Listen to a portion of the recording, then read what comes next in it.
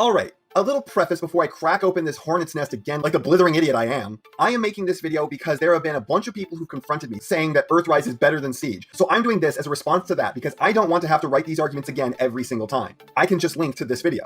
Now, to be clear, you can love every figure in Earthrise and hate every figure in Siege, and that's perfectly fine, that's perfectly valid, and you are not wrong for feeling that way and cannot be wrong for that. And that has absolutely no bearing on which line is better. There is always a place for subjectivism, but at the same time, subjectivity always only applies to the individual.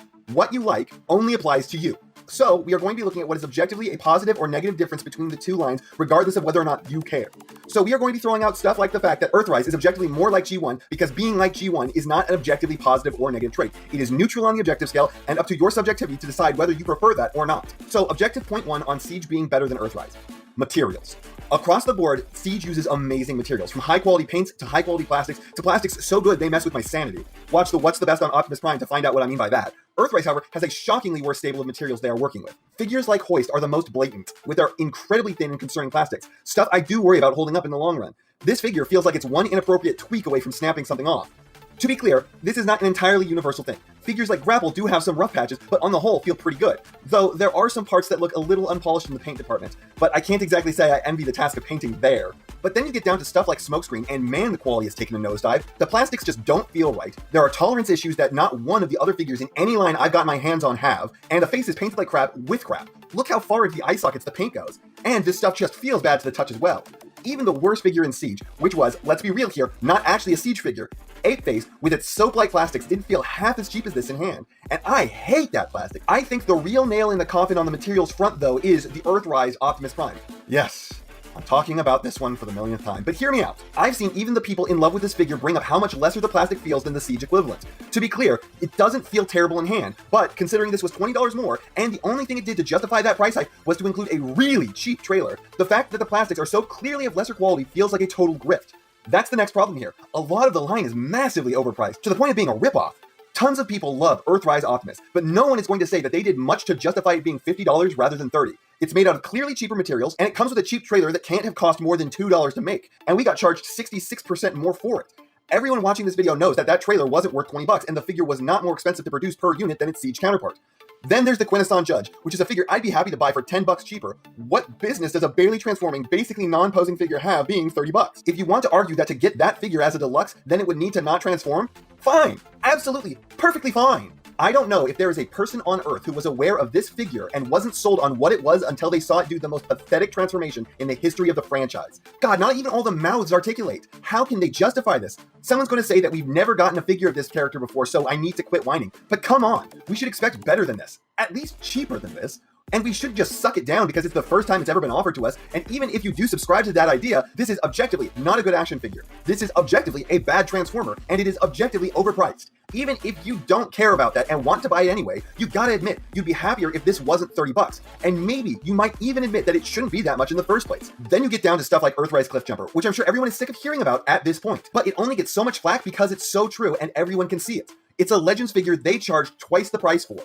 And the only real change between it and the figures of old were wrist swivels and ankle tilts. Ultimately, it's barely more posable than Sea Spray, a figure it shares a direct genus with. And they can include a big gun and some wrist swivels all they want, it doesn't make the figure worth 80% more. And don't anyone give me the argument that they weren't doing Legends class in the Earthrise line. There was nothing stopping them from putting it in a smaller box and selling it as a Legends figure. It's not like there were laws preventing it. It's not like they were locked into their lines. Their hands weren't tied. It's their decision at every turn to make and sell the product in any packaging and at any price point at any time. And it's not like they didn't want to. They weren't sitting there like, woe is us, we can't sell this at its correct price point because we just aren't doing that one right now. They were glad to take more money for it than the figure was worth. The argument that the reason that they are priced so high is that they are micro masterpieces is complete bunk. They pose no better than a Siege figure does, and in some cases, much worse. And the materials are also worse. Really, the only reason this got labeled as such is because they have an aesthetic people are putting a high value on because they like it.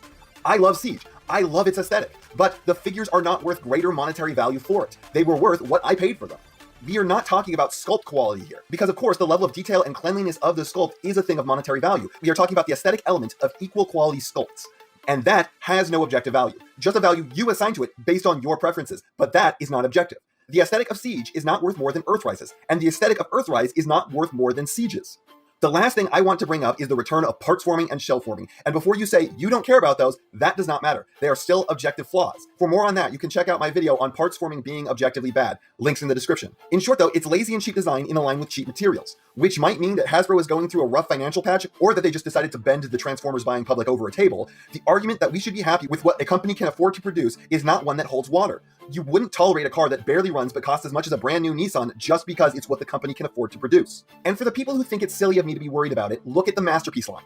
It started with minor reasonable faux forming with the Beast Wars MPs, but now the line has taken a steep nosedive into every figure faux forming to hell and back, and few people are happy about it. Back on the subject at hand, this line brought back parts forming in a big way, and it wasn't necessary. And unlike Titan's Return, where they were doing a thing, and we may not have liked the thing they were doing, but it wasn't because they were putting in a lack of effort. But in Earthrise, not only were there immediately upgrade kits that got rid of the parts forming, but there are also credible reports that the figure was originally designed not to parts form, but since the material they were making out of was so cheap, it kept breaking. So instead of using a more quality material, they just said screw you to the consumer and didn't bother doing the easy fix they were already working on. And that reeks of being cheap and lazy. They were already overcharging for a figure and weren't willing to spend the extra few cents per unit to give people a product worth the money. And that's as galling a thing as I can think of. And there's also been figures that are just the Siege figures again, but with gigantic parts forming pieces that don't even do the trick. Like seriously, you guys, you are going to put the most monstrous of necessary parts forming pieces on a figure responsible for roughly a third of the look of the alt mode, but it's not going to cover the shoulders or the feet, so it doesn't even succeed at the job it was intended to do. It's all con. There's not one good thing about this. Does it make the alt mode look better? No. Does it make the transformation better? No. Does it make the figure easier to handle? No. Does it make the figure cheaper than actually doing the work in designing a new one or significantly retooling the old one? Yes. So ultimately, we were graced by a line with objectively worse materials using objectively inferior, cheaper, and lazier designs like parts forming. And we were charged like none of that was happening, in most cases more than we should have been, and in some cases significantly more than ever before. I'm not telling you to hate this line. If you love it, I'm not trying to convince you to stop. Love what you love, but I wanted something I can point to when someone tells me I'm crazy or stupid because I don't love it myself. I wanted something I can point to and not have to make the argument every time someone tells me that Earthrise is better than Siege. Siege is made with stunning materials. Siege does not parts form. Siege did not sell us Legends class figures for deluxe class prices, or try to convince us that a cheap plastic box is worth 20 bucks. I can go to the store right now and buy a box with wheels and metal latches that's over 50 times bigger and pay 10 bucks for it. Siege is objectively better than Earthrise, and that doesn't mean that you have to appreciate it or value it in any way, but that is the reality of things, and there is nothing wrong if that doesn't matter to you, but it matters to me. And that's not half of what I have to say, but it's enough of what I have to say. And I know, you know, what everyone else tells you to do at the end of these videos. So, if you liked what you saw here, please do that. And if you'd like to take it a step further, then please share this video with any friend you think may be interested. I hope you all enjoyed listening to me waste your time.